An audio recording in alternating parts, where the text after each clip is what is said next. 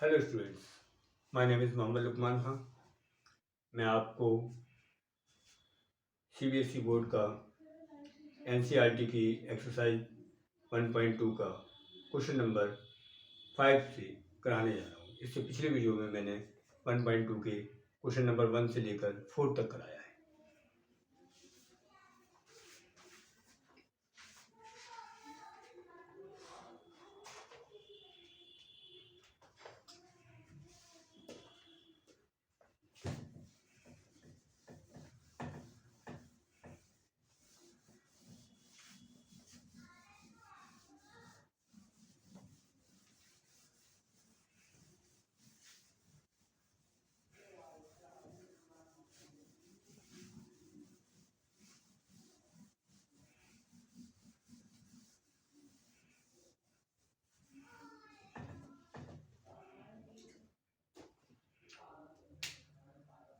Question number 5, 1.2 exercise का 5वां question. याद कीजिए, क्या किसी प्राकृतिक संख्या n के लिए संख्या 6n अंक 0 पर समाप्त हो सकती है? एक अजीब सा क्वेश्चन लग रहा है। कोई संख्या है 6n, जहां n प्राकृतिक संख्या है,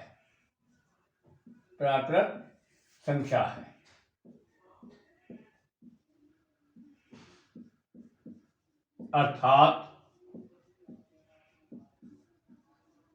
गिनती 1 2 3 4 5 6 आदि।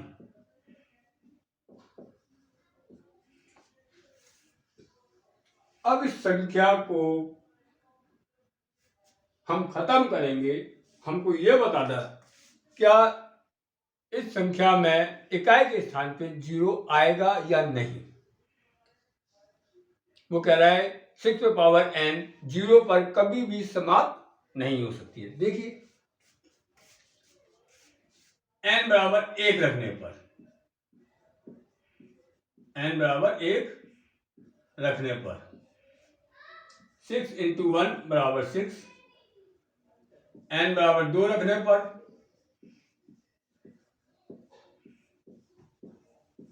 6 बराबर 6 into 6 36,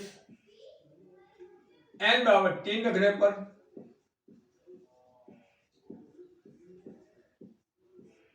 6 equal to 6 into 6 into 6 216।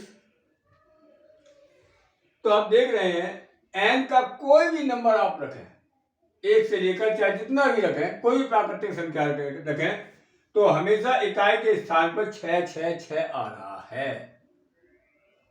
ना 0 आएगा, ना 1 आएगा, ना 2 आएगा, ना 3 आएगा, ना 4 आएगा, ना 5 आएगा, ना 7 आएगा, ना 8 आएगा, ना 9 आएगा। कुछ नहीं आएगा। केवल क्या आएगा, n की कोई भी वैल्यू रखेंगे, हमारा आपके प्राकृतिक संख्या n कोई भी रखेंगे, इकाई के स्थान पर n के प्रत्येक मान के लिए, n के प्रत्येक मान के लिए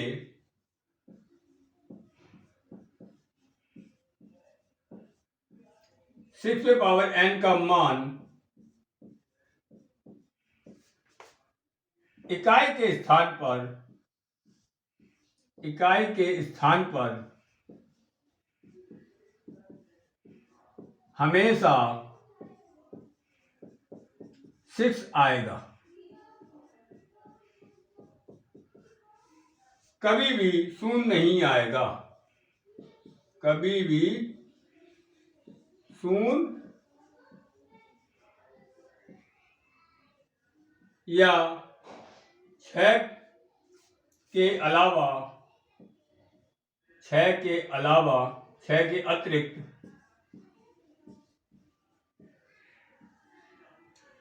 कोई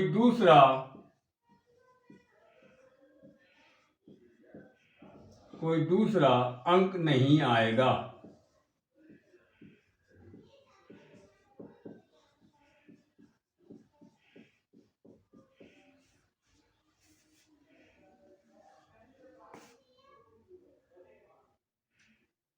तो 6n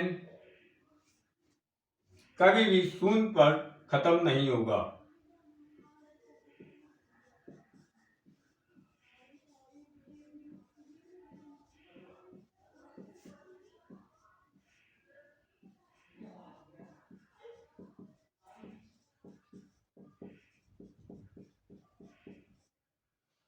क्वेश्चन नंबर 6,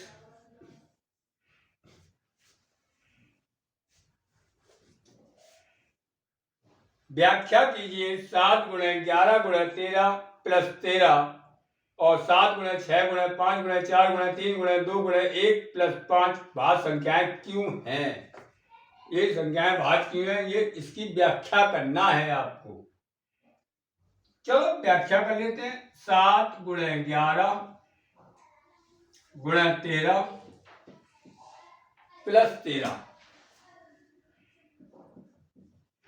आपने देखा दोनों में 13 कॉमन आ रहा है। 7 गुणे 11 प्लस 1 गुणे 13, दोनों में 13 कॉमन ले लिया।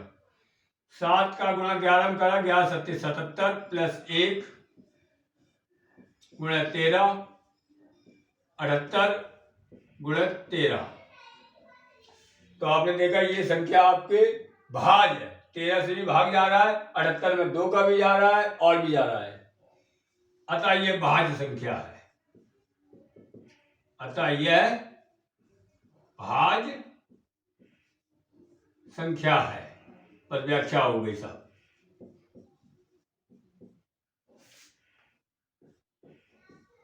छठवें का सेकंड,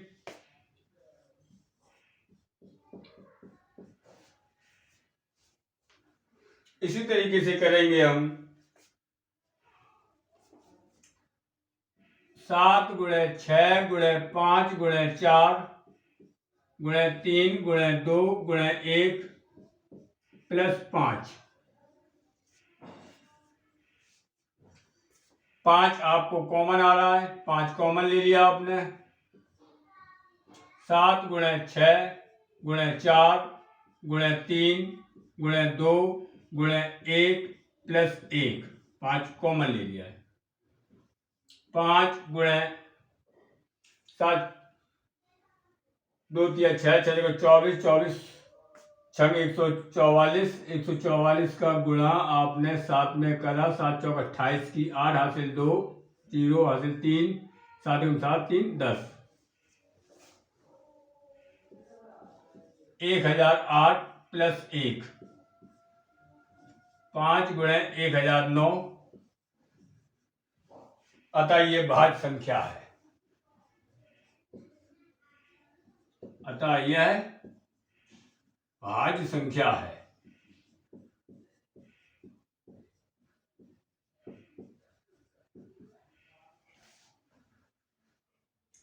क्वेश्चन नंबर 7,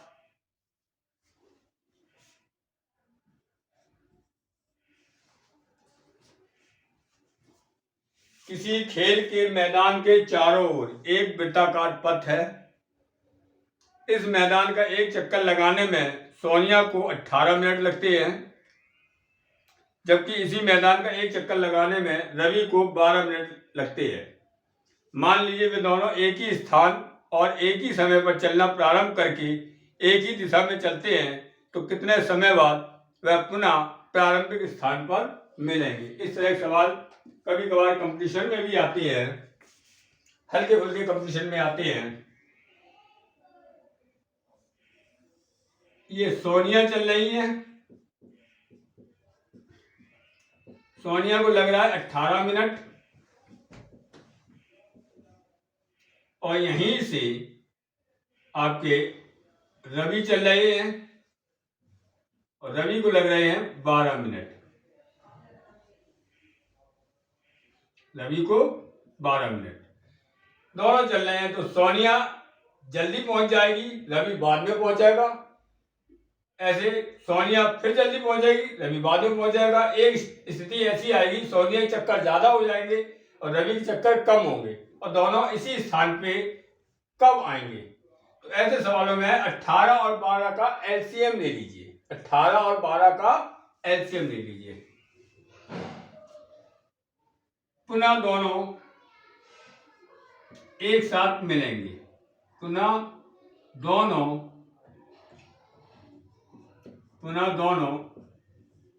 एक साथ मिलेंगे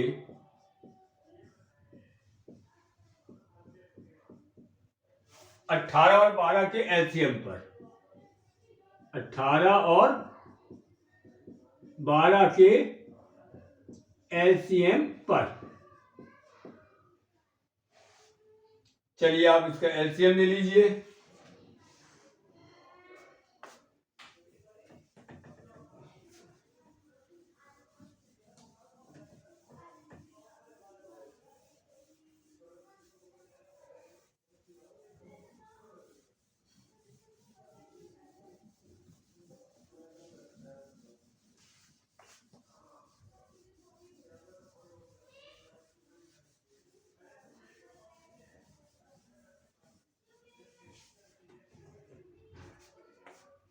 अट्ठारह के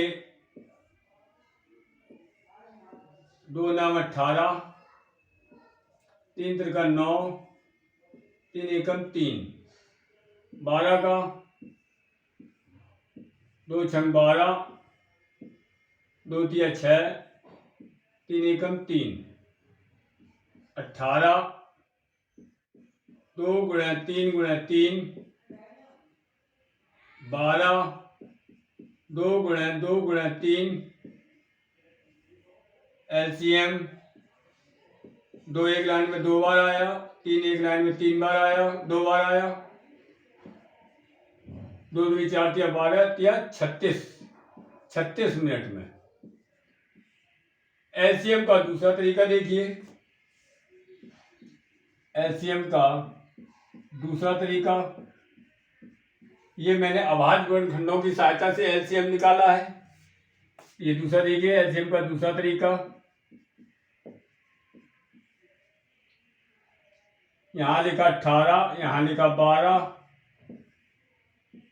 2 से काटा 9, 6, 2 से काटा 9, 3, 3 से काटा 3, 1, 3 से काटा 1, 1 आ गया।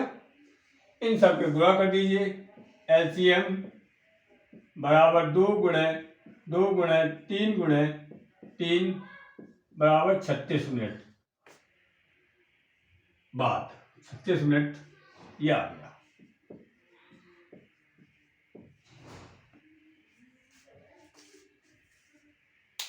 ओके, अब आपको हम एक्सरसाइज 1.3 कराएंगे। उससे पहले कुछ हम उसकी स्टार्टिंग कराते हैं।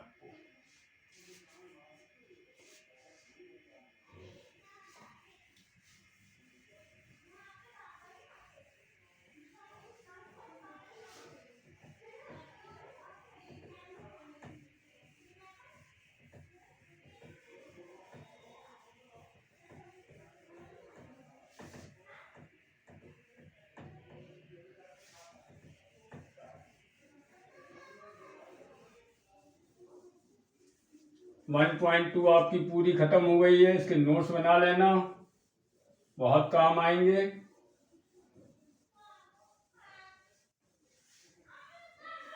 बार बार वीडियो नहीं खोलना पड़ेगा, अगर एक बार आपके नोट्स बन जाएंगे। 1.3 एक्सरसाइज से पहले आप सीखिए। हमने आपको परमेय संख्या और अपरमेय संख्या बता दी है। इनसे पहले आप कुछ और सीखिए। देखिए, मैंने आपको बताया जितनी भी अभाज्य संख्याएं हैं, अभाज्य संख्याओं का वर्गमूल एक अपरमेय संख्या होती है। नोट में बात देखिए आप। अभाज्य संख्याओं का वर्गमूल, अभाज्य संख्याओं का वर्गमूल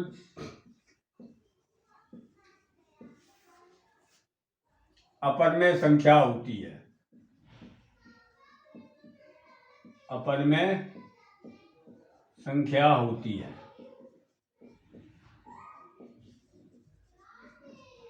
जैसे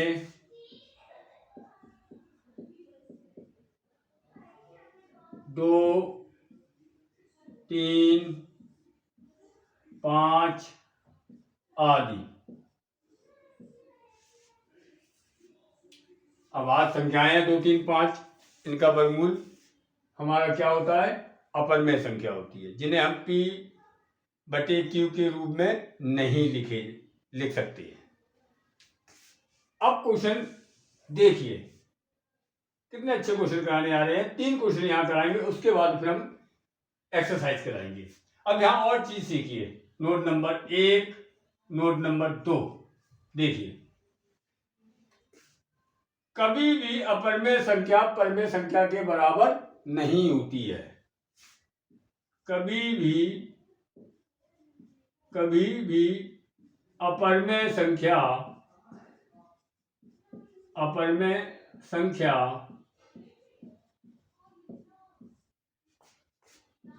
परमेय संख्या के बराबर नहीं होती है। कभी भी अपरमेय संख्या परमेय संख्या के बराबर नहीं होती है।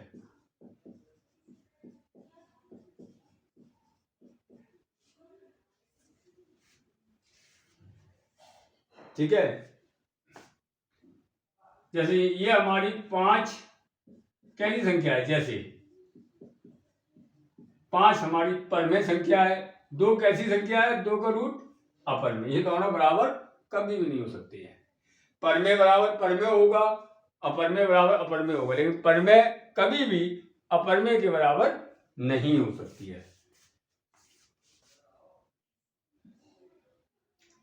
तीसरी बात, 2 परमेय संख्याओं का योग परमेय होता है, 2 अपरमेय संख्याओं का योग अपरमेय होता है। एक परमेय और एक अपरमेय संख्या का योग और अंतर हमेशा अपरमेय संख्या होता है।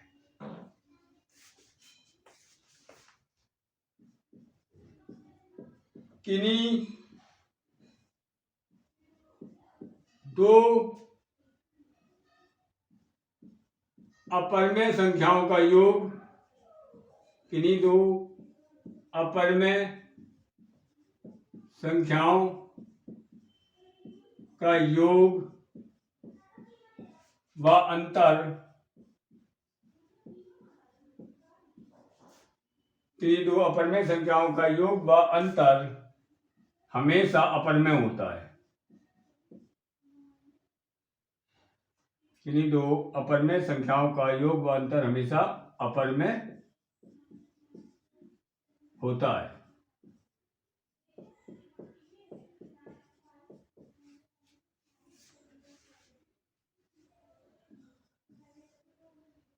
एक परिमेय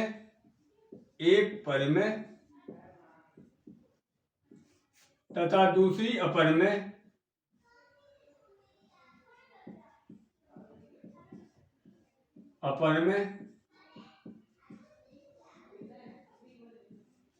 का योग व अंतर हमेशा अपरमेय होता है।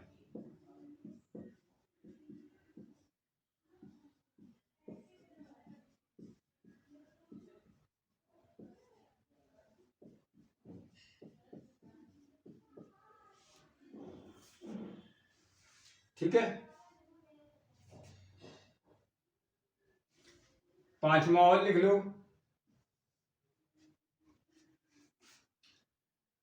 अपरिमेय में परिमेय का तथा परिमेय में अपरिमेय का भाग देने पर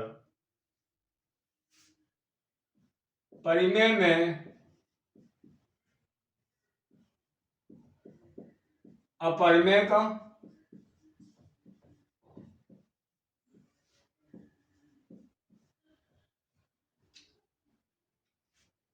थोड़ा इस बात को समझ लें तब हम इसे कराएं।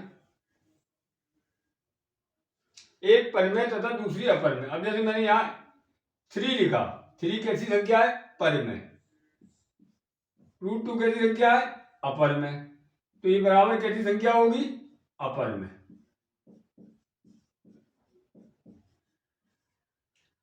यानी परिमेय और ये अपर में। परिमेय प्लस अपर में बराबर अपरिमेय। तो हम कह रहे हैं एक परिमेय तथा दूसरी अपरिमेय का योग हो या अंतर माइनस का निशान लगा दे, हमेशा अपरिमेय होता है।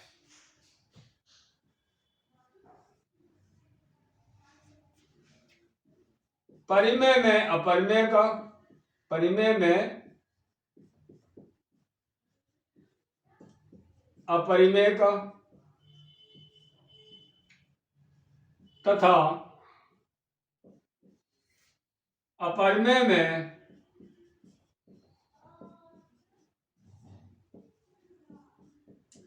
परिमेय का भाग देने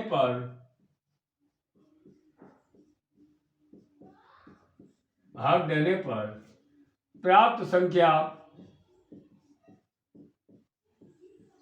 संख्या अपरिमेय होगी।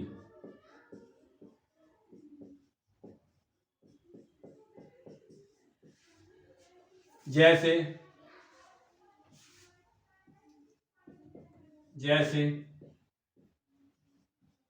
5/√2 परिमेय बटे परिमेय में भाग काय कर रहे, अपरिमेय का, बराबर अपरिमेय।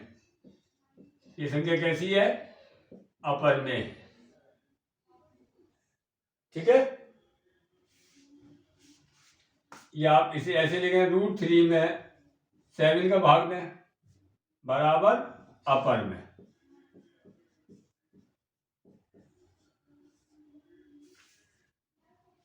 ये कुछ मैंने पॉइंट लिखे हैं, जिससे सवाल जो आगे के करेंगे वो आपको आसान लगेंगे।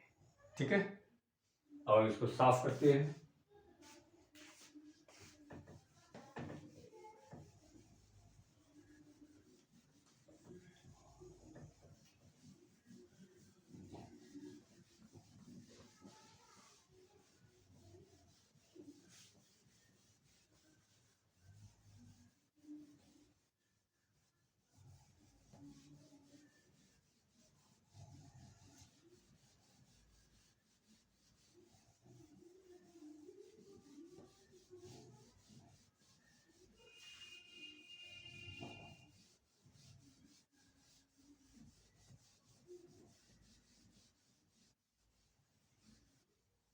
ये लो भाई, साफ हो गया। अब कुछ क्वेश्चन देखिए, हम लिख रहे हैं यहां पर, सिद्ध कीजिए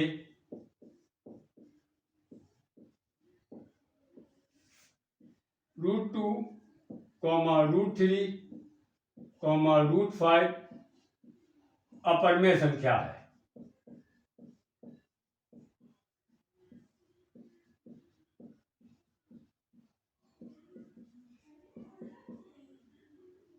ये मैंने क्वेश्चन दिया, सिद्ध कीजिए √2, √3, √5 अपरिमेय संख्या है। चलिए ये अलग अलग करा देते हैं। सिद्ध कीजिए √2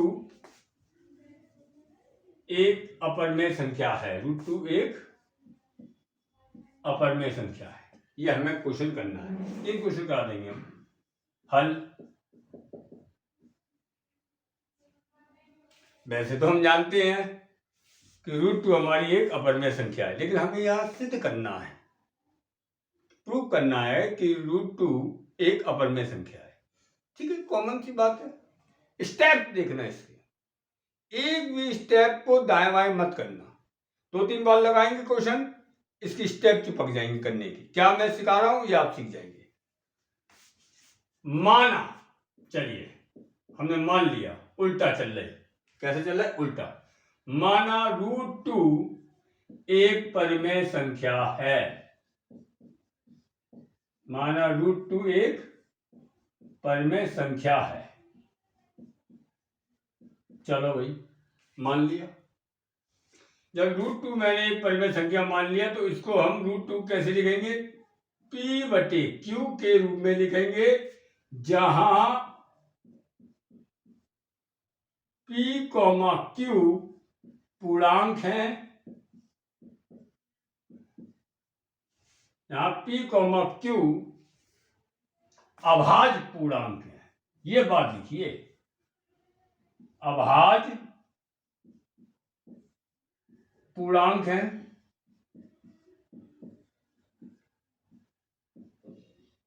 और Q 0 के बराबर नहीं है, Q 0 के बराबर नहीं है। P, Q अभाज्य पूर्णांक का मतलब क्या हो गया?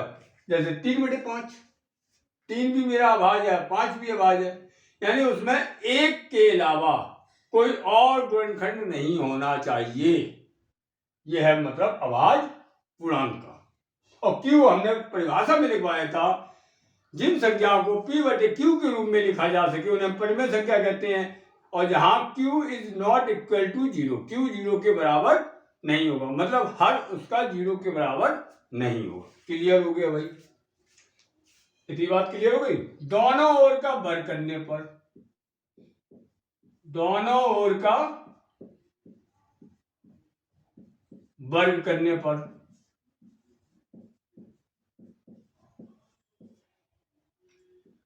2 बराबर P square upon Q square, P square बराबर 2Q स्क्वायर।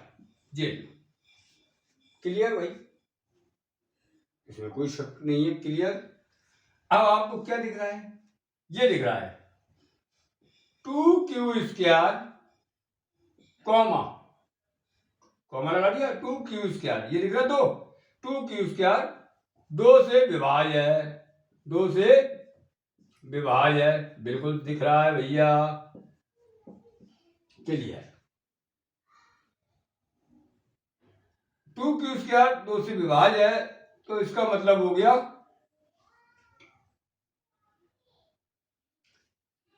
2Q स्क्वायर किसके बराबर है?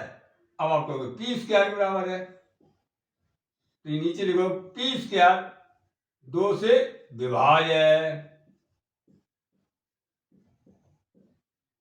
ये भी बात क्लियर हो गई।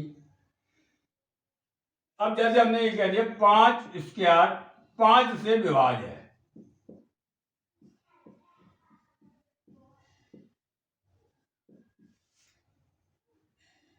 या 10 का स्क्वायर 5 से विभाज्य है, तो सीधी सी बात है, जो ऊपर स्क्वायर अलग कर देंगे, ये लिखेंगे 10 5 से विभाज्य है। हमेशा ये बात सत्य है। 10 स्क्वायर का मतलब 100 हो गया, 100 में 5 का भाग दिया 20, अब यहां 20 में 5 का भाग दो, 20 में नहीं देंगे भाग, 10 स्क्वायर का वर्गमूल लेंगे 10, 10 में 5 का भाग देंगे 2। हमेशा ये बात सत्य होती है, ठीक है। अगर स्क्वायर हमारा आपके स्क्वायर कोई भी घात उससे विभाज्य है, तो उसकी घातें अलग कर देंगे, तो जो नंबर आएगा वो भी हमारी उस संख्या से विभाज्य होगा। तो P स्क्वायर 2 से विभाज्य है, तो नीचे हम क्या लिखेंगे? P 2 से विभाज्य है,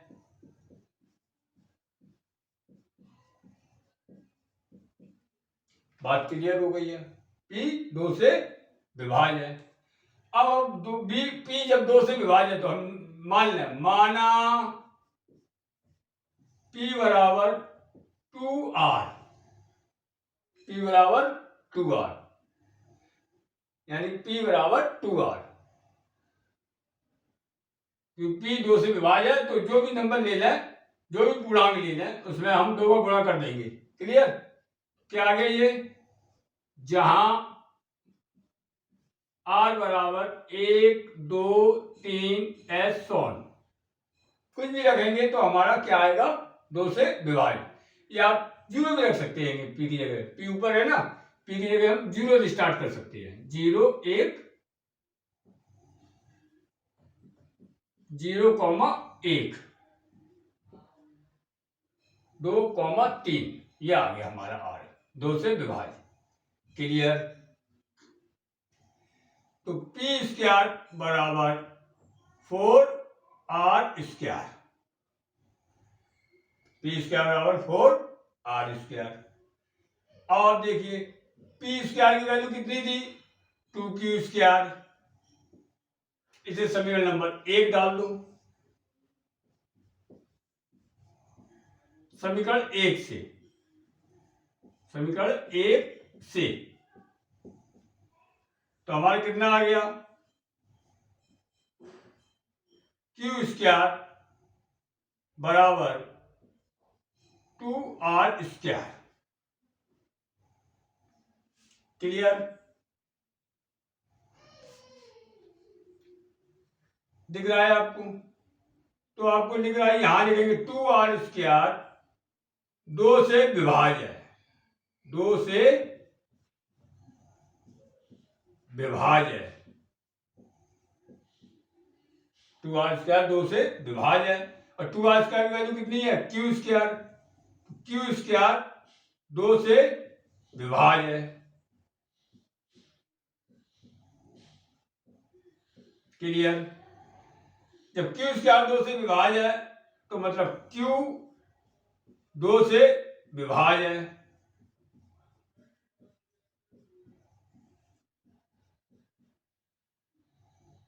q भी 2 से विभाज्य हो गया।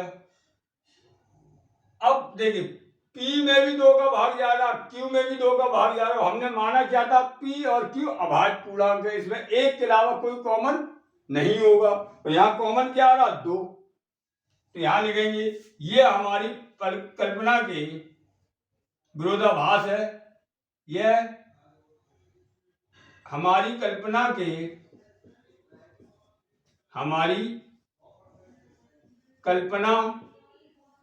के विरोधाभास है, या हमने जो माना था उसके विरोधाभास है। गलत बात है, ये हमारी कल्पना के विरुद्ध है, यह विरोधाभास है, विरोधाभास है।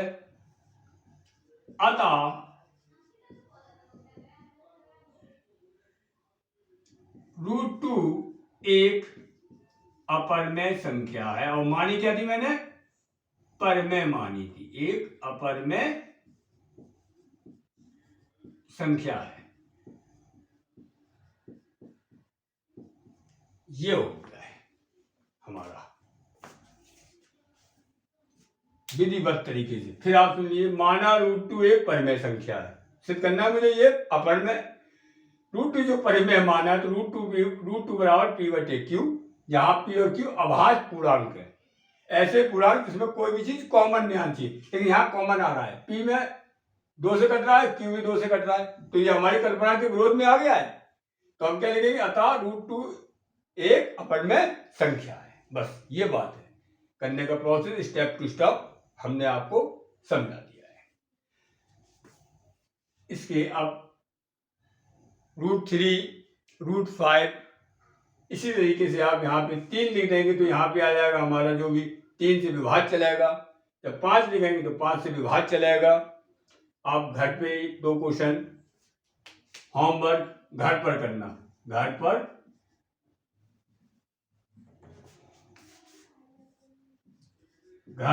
करें। √3, √5 एक अपरिमेय है, एक अपरिमेय है। ठीक है, ये आप घर पे प्रैक्टिस करना है इसकी, और नहीं तो क्वेश्चन में हम इसको करा ही देंगे। नेक्स्ट वीडियो में हम आपको 1.3 एक्सरसाइज के इसी से रिलेटेड क्वेश्चन कराएंगे। Thank you.